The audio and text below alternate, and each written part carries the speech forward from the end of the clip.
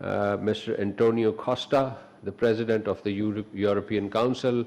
During this cordial conversation, the two leaders exchanged views on the current situation in the Middle East. The Prime Minister shared with President Costa the latest updates on Pakistan's diplomatic outreach and peace efforts. President Costa expressed deep appreciation of our very constructive role. Both leaders stressed that the need to continue dialogue and diplomacy to ensure lasting peace in the region, and also agreed to remain in touch. On 25th of April, the Prime Minister held another telephone call with President Pezeshkian. In this 50-minute conversation, the two leaders held a detailed exchange of views on current regional situation and ongoing efforts to promote peace and stability. Our Prime Minister welcomed Iran's decision to send a delegation led by Foreign Minister Abbas Araghchi to Islamabad. This delegation arrived over the weekend, as you know, and it held important meetings, including a detailed 2-hour meeting with the Prime Minister. You may recall that the two visits of Prime Minister Araghchi to Islamabad over the weekend afforded us an opportunity to hold meetings with senior leadership to discuss the latest developments, as well as ongoing efforts of regional peace and stability. So in that context, these visits by Iranian Foreign Minister were extremely important. Coming back to the telephone conversation between Prime Minister and President Pezeshkian,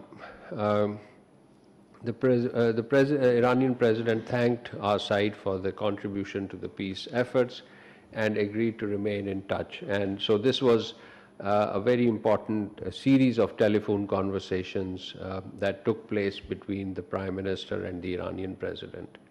On 26th April, the Prime Minister received a telephone call from the Prime Minister of New Zealand, Right Honourable Christopher Luxon. Prime Minister Luxon expressed deep appreciation of Pakistan's contribution and constructive diplomatic initiative. The two leaders also agreed to work together, further strengthening Pakistan-New Zealand relations. And our side, the Prime Minister extended a warm invitation to Prime Minister Luxon to undertake an official visit to Pakistan at his earliest convenience. Ladies and gentlemen, you will be aware that a European Union business delegation was in Pakistan. In fact, some of the delegate members are still here. So this delegation has held business conferences, met business counterparts and senior government officials. And on 28th April, the delegation called on the Prime Minister as well. The delegate members spoke about their respective experience of investment in Pakistan and stated that there was enormous potential of furthering the growth, furthering the investment, promoting business-to-business ties between EU and Pakistan in various fields, including energy, communication, IT. And more than 600 B2B meetings were expected, and many of them materialized during the business forum. Now moving on to some of the important engagements of the Deputy Prime Minister, Foreign Minister Senator Mohammad Ishaq Dar. First, he accompanied the Prime Minister to the 3-nation visits to Saudi Arabia, Qatar and Turkey, and also participated in the Antalya Diplomatic Forum. And on sidelines of that forum, he held bilateral formal meetings with the Foreign Minister of Turkey, the British Foreign Secretary, the Foreign Minister of Egypt, Foreign Minister of the Turkish Republic of Northern Cyprus, Vice Minister for Strategy and Intelligence at the Ministry of the Foreign Affairs of Korea, this is Republic of Korea, and President and Chairman Board of Directors at the Foreign Economic Relations Board of Turkey. So these interactions had a very strong bilateral component, particularly the economic content in his meeting with the ROK, Republic of Korea and Turkish delegation. A milestone event during the Antalya Diplomacy Forum was the meeting of the foreign ministers of Pakistan, Saudi Arabia, Turkey and Egypt. This was the third consultative meeting of the group. We call it R4, the regional 4 countries.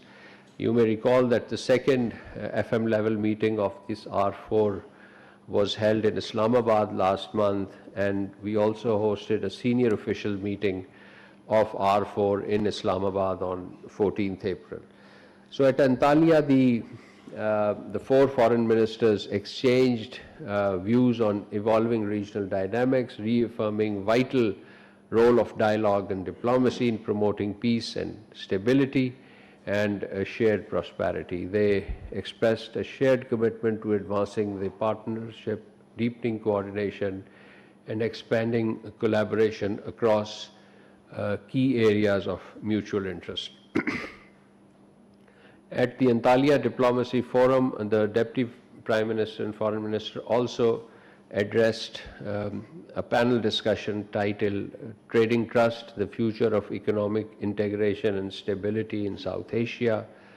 Among other issues, he highlighted the role of the platforms such as SAARC and the United Nations, while also reiterating the need for resolving the Jammu and Kashmir dispute in accordance with the UN Security Council resolutions, with a view to achieving lasting peace and stability in South Asia.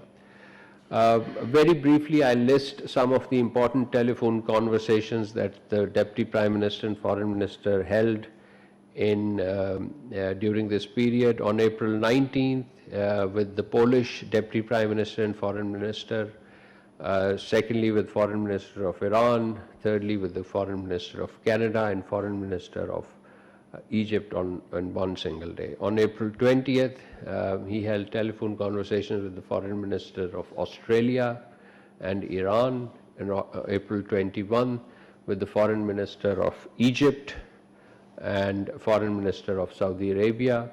On April 22nd, he held important telephone conversation with the Foreign Minister of Turkey and Kyrgyz Republic. On April 24th, the Foreign Minister of Iran and the Foreign Minister of the Russian Federation. On April 25th, the Foreign Minister of Egypt and Turkey, and on April 27th, he held a telephone conversation with the Foreign Minister of Canada and the Foreign Secretary of the United Kingdom, as well as with the Egyptian Foreign Minister. And on April 28th, he held a very detailed conversation with the United Nations Secretary General, Mr. Antonio Guterres, and on April 29th, again with the British Foreign Secretary. So this is the listing of. Very briefly, I'll touch upon Israel and Palestine issue, which remained on our agenda, on our focus. We joined a group of countries to issue 2 joint statements in the last 2 weeks. First was on April 18th, and this was on Israel announcement of appointment of a diplomatic representative to the so-called Somaliland. This area is part of Somalia, and we uphold the sovereignty and territorial integrity of Somalia. So this diplomatic representation to the so-called Somaliland is in serious violation of international law. On the second joint statement was on April 23rd, condemning the repeated recurring violation of the historic and legal status of Jerusalem's Islamic and Christian holy sites by Israel, particularly the continued incursion by Israel's settlers and extremists into Al-Aqsa Mosque and Al-Haram al-Sharif, putting them under Israeli protection, raising Israeli flag on its courtyard. Separately, we also issued a press statement in our national capacity on the violation of Al-Aqsa Mosque compound. Finally, ladies and gentlemen, as we speak, our President, His Excellency Asif Ali Zardari, is in China. He is returning tomorrow, I understand. We issued a detailed curtain raiser before he embarked on the visit, and I'm sure you are covering his engagements, important engagements that are taking place there daily. This visit is part of the long-standing tradition of high-level exchanges between Pakistan and China, and it holds special significance in the context of the 75th anniversary of the establishment of diplomatic relations between our two countries. So this concludes my opening remarks, and I open the floor for question answers. Ji.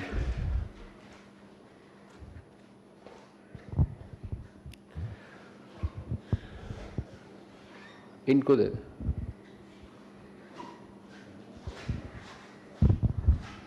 Sir, thank you very much. I have basically two questions. A designated NIA court in occupied Jammu extended the remand of separatist leader Shabbir Ahmed Shah till May 6th in connection with a 3-decade-old terror case. I need your comment on this, as well as Tada court has dismissed an application filed by illegally detained Jammu and Kashmir Liberation Front chairman Muhammad Yasin Malik. My second question is, Jammu and Kashmir has banned education group Sirajul Uloom over Jamaat links. What are your comments on this? Thank you. Well, Pakistan expresses serious concerns. You have a follow-up question?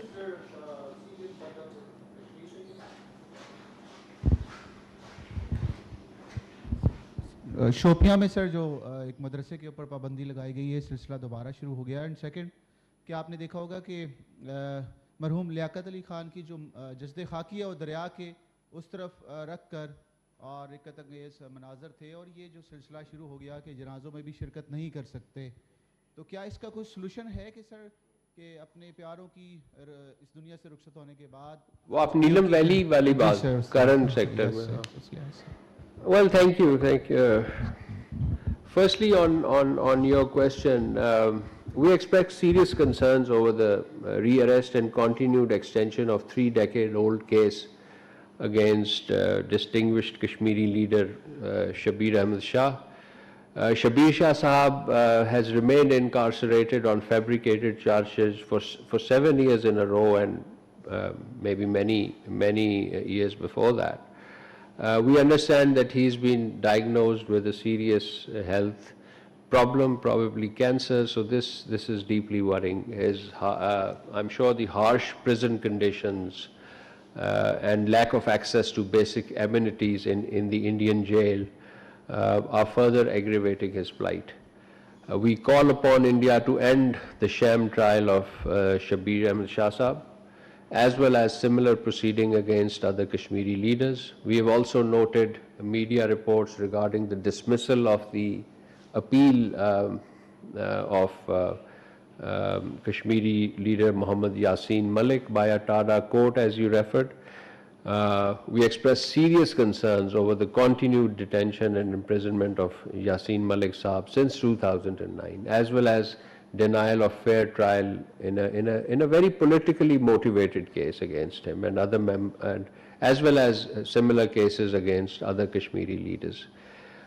Indian judicial system, unfortunately, which has been seen to grant relief to convicted, confessed individual terrorists like Asim Anand and Colonel, now probably turned Brigadier Purohit, continues while incarcerating Kashmiri Muslims like Shabbir Shah and Yasin Malik. So this reflects very negatively on the adherence of justice and fair play and impartiality in the Indian judicial system. It must take cognizance of and do some introspection on how these sham trials are damaging its own credibility.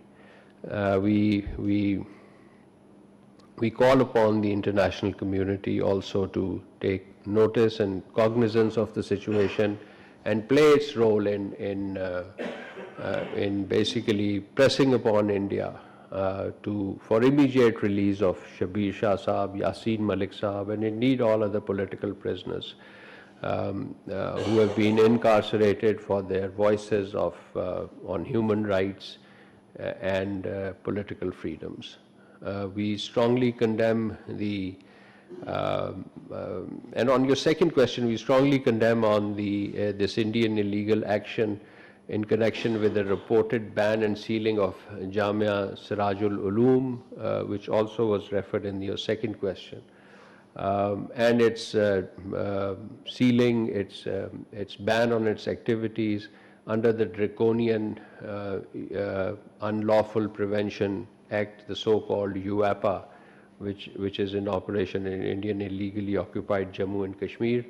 Banning this educational institution is a flagrant violation of an injustice to poor and unprivileged communities, given its role in providing access to free education to those who are unable to afford private schooling. Jamia Sirajul Uloom has produced reputable scholars, doctors, professionals who have served the society with dedication. So the targeting of this very credible institution in the Indian illegally occupied Jammu and Kashmir is part of a broader policy and pattern by the occupying authorities aimed at undermining the socio-cultural and religious identity of the Kashmiri people. These developments point to a persistent rise in Islamophobia in the Indian illegally occupied Jammu and Kashmir, and indeed across India, reflecting a broad pattern of a far-right Hindutva-driven agenda. So such pressures, such measures are inconsistent with India's obligation under international human rights law, particularly with respect to the right to education and freedom of religion. I'll stop at that.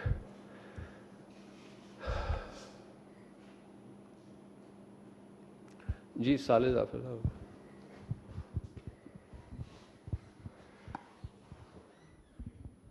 Thank you, sir. Sir, students of Jamia Millia Islamia New Delhi have staged a protest on the campus opposing a program marking 100 years of RSS. What are your comments on Hinduization of educational institutes in mainland India? And the second question is, I must refer to a video featuring Dr. Udita Tyagi, a leader of associated with Dr. Udita Tyagi. She is the namesake with the Chief Minister of UP. A leader associated with the Mahila Morcha, the woman wing of the BJP. She really referred to Muslim.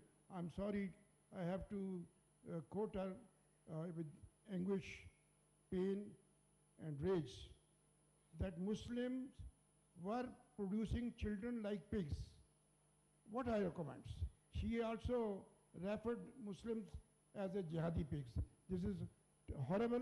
I need your comments, please. Firstly, on Jamia Millia protests, regarding these protests, we have seen media reports in this regard. This is unfortunate. The permeation of extremist Hindutva ideology into educational institutions in India unfortunately reflects a consistent and widening pattern aimed at saffronizing the state and transforming into a so-called Hindu Rashtra.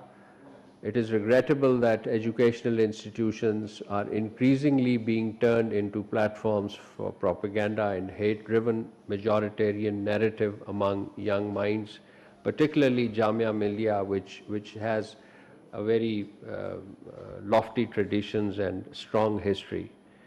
The international community must take note of these developments. An exclusionary ideology built on hate poses a threat not only to the very existence of Indian Muslims, including their right to life and human dignity, but it also poses a grave risk to regional peace and security. On your second part of your question regarding the remarks of a BJP women leader, these are hardly new. We have seen such unfortunate choice of vocabulary from the Indian mainstream political parties, particularly the BJP and their Hindutva affiliates. These statements are despicable and distasteful. While deeply condemnable, it's not unsurprising and frankly, it instead reflects a broadened and deeply troubling trend that normalizes such hate speech and increasing marginalization of Muslims.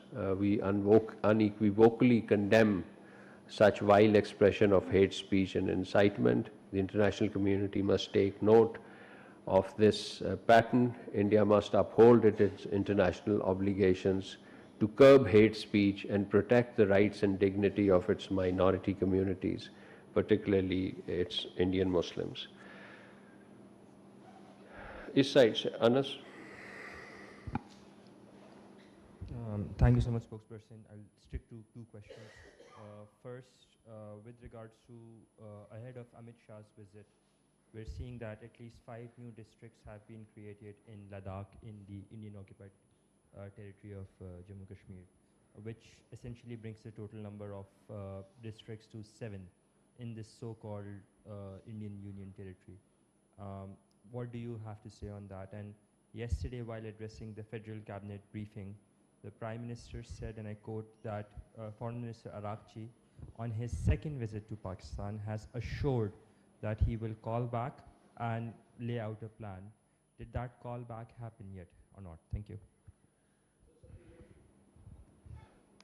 Firstly, on your question on the visit of the Indian Prime Minister and the situation in the Indian occupied Ladakh, we do not accept this status as a so-called union territory. It's never part of a union. It has never been, and it will never be part of the union. We strongly reject the creation of additional districts in the Indian illegally occupied Ladakh region.